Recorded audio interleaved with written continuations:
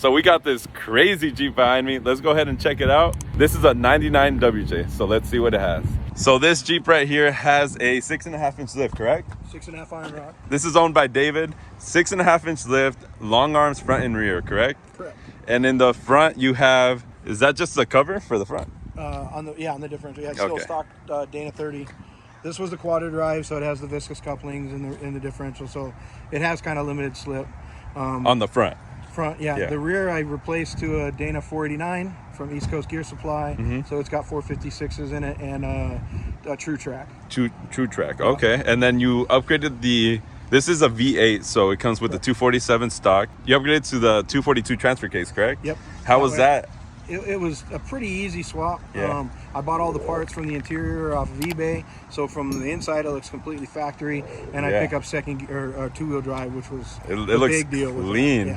But on that transfer case, you also have what? Well, yeah, I did the slip yoke on the transfer case, that way, and it's got custom drive shafts front and rear, so I get a little bit more slip out of them. No more CVs. Nice. The rear long arms was an upgrade I just did when I did the rear end change out. So JKS Disconnects in the front. It's got Gladiator Foxes in the front.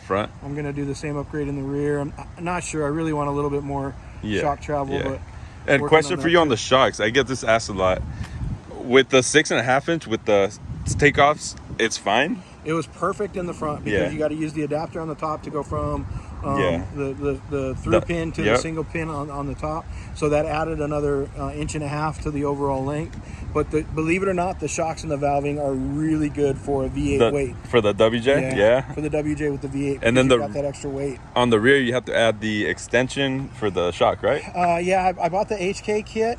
HK Offroad has a weld-on shock upper bucket that you can place where you want on the unibody. So I'll be able to drop that a little bit and get another about 1.5 inches out of that as well. And then that way those shocks will just fit right. Yep. The stroke is about 1.5 inches to 2 inches different. Yeah. And if you guys want to help support the channel, pick something up from NajarOffroad.com. I'll have a link down below. This month we are giving away a Big Dog recovery rope from Iron Rock. So every dollar you spend on the website is an entry towards that giveaway. So make sure you check it out down below.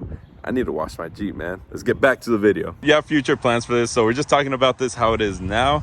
And I see you do have, you said you had the upgraded brakes in the front. What are those? I did an upgraded brake kit on the front with cross-drilled and slotted rotors, and it's a bigger caliper. Yeah. So unfortunately, with the 16-inch wheels that I had on it, it kept grabbing the weights that were the sticky weights that were on it, and I just had a bunch of problems with it. So I got those wheels and tires up for sale. I put these takeoffs, they're Rubicon takeoffs, so I could put 17s on it. And that's why the tires look so small. So small, yeah. So you still plan on upgrading to bigger tires later on, maybe? 305s or 35s. 35s, yeah. And then I see you do have two cool items, a sick bumper and then the roof rack as well. Where did you get those? Both of those I built myself. I had the plate material cut out on a plasma table, and then I put them together with myself and my son and a buddy. I had my son do a majority of the welding. The bumper I did completely myself. My son helped me a lot with that roof rack. The roof rack, really like it. It looks great, man. You did a good job on that. On both of those items, honestly.